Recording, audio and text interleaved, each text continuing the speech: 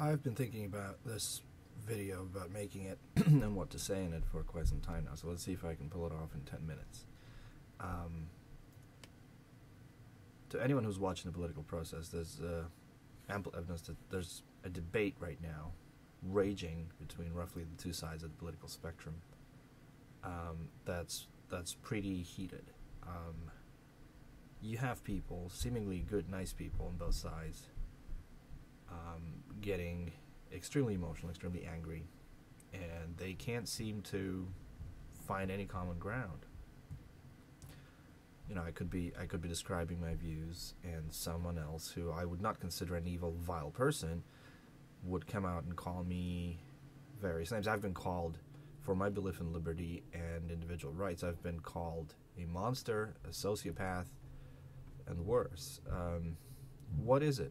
Why is it that people can't seem to have an intelligent conversation about these issues? I think the basic premise of this video is that it has to come down to the basic definitions of good and evil that people hold.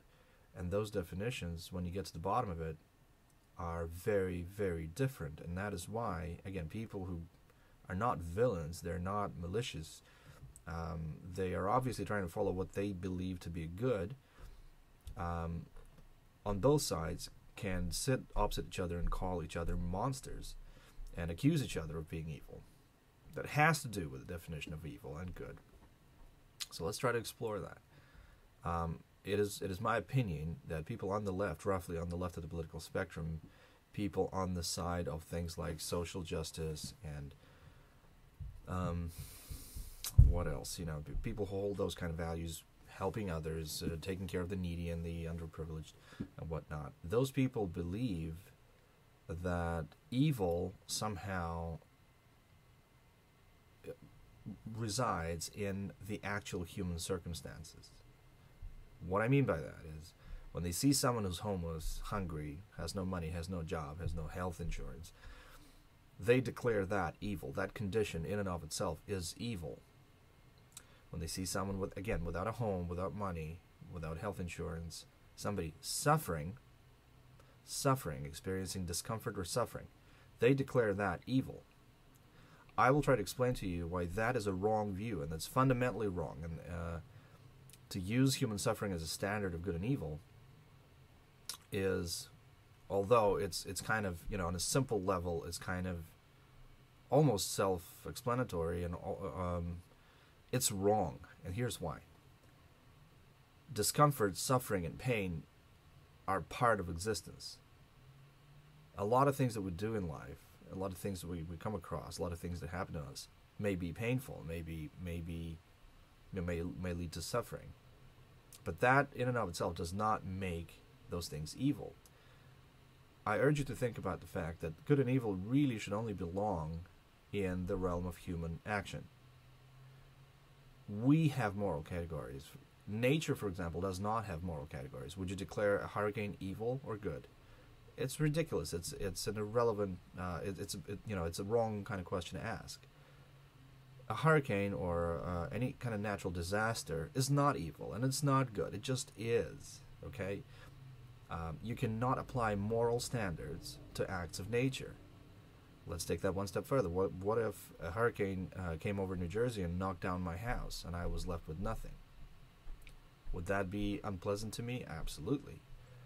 Would I want it to happen? No. Would I suffer if it did? Yeah. But is hurricane evil because it made me suffer? No. No. If somebody came to my house and burnt it down on purpose or robbed me, that person's act and that person would be evil because they violated my property rights. They disregarded me and my needs and my rights, more importantly, my rights, and they took what wasn't theirs, and they destroyed my property. That would make them evil. But a hurricane? No. A tsunami? No. If somebody caused the tsunami on purpose, that would be a different matter, but nobody can do that. So, see what I'm trying to get at here? You can't declare pain or suffering evil just because it's pain and suffering. You have to look at why, and whether any deliberate action or negligent action by some human being was involved, and that human being and that action, then we would have to make a moral judgment on and declare either good or evil. So where do you start then? If you don't start with the actual human condition, whether the person is happy or unhappy, whether they're experiencing pleasure or pain, in trying to define what is good and what is evil, where do you start? And again, we're using good and evil as categories to describe and judge human action. You have to start somewhere else. You can't start with the actual human circumstance. Once you get that point, that just because somebody is experiencing discomfort, pain, or suffering, that does not automatically mean the presence of evil. Once you understand that, it makes it a lot easier to understand the next things. Let me give you another hypothetical. Say there's person A, person B, and person C. Person A commits a crime against person B. Say he steals his money or hurts him, hurts his body or something. Would it be fair to punish person C for the crime that person A perpetrated against person B? Person C doesn't have anything to do with either of them. Person C may be, may live in a different town or a different state or in a different continent for all we know.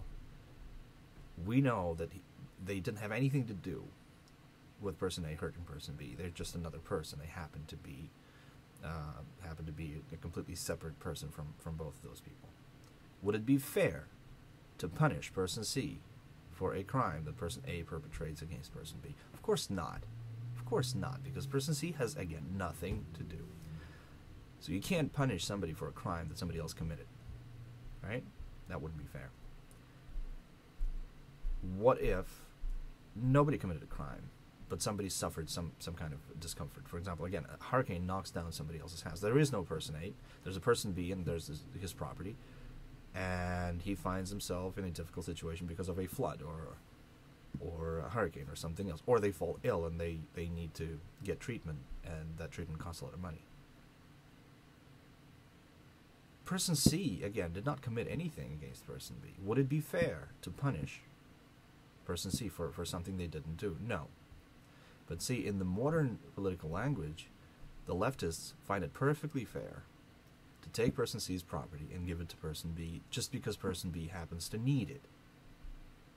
We just established a moment ago that unless person C actually commits something against person B or somebody else, you cannot really punish him. There's no basis. There's no rational basis. There's no fairness in it. Yet, in the name of fairness, public good, and social justice, they will do exactly that. And by they, I mean leftists. Because, again, for them, evil is the fact that person B is suffering. That's evil, and that needs to be corrected. And that enables them to disregard the most important basic things. They will violate my property rights. If I'm person C, they will violate my property rights by taxing me. They will actually violate my freedom to do whatever I please and to enter into voluntary contracts with others by declaring that an increased part of my income now belongs to them because they want to give it to person B who's suffering. So they will violate my freedom to do whatever I please with my body, my time, and my talents.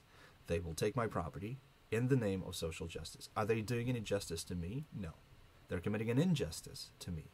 But to them, helping person B who's in trouble is a greater value than not violating my rights. See? There's a contradiction that cannot be overcome because they start in the wrong place. Good and evil have nothing to do with whether you're comfortable or you're in pain. Good and evil only has to do with what you do and what other people do. It may be nobody's fault that you're suffering.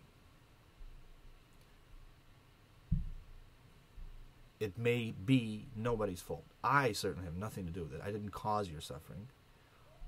All I'm guilty of is existing. All I'm guilty of is making a living. And they punish me for that to help this hypothetical person B who's suffering. I'll continue in part 2.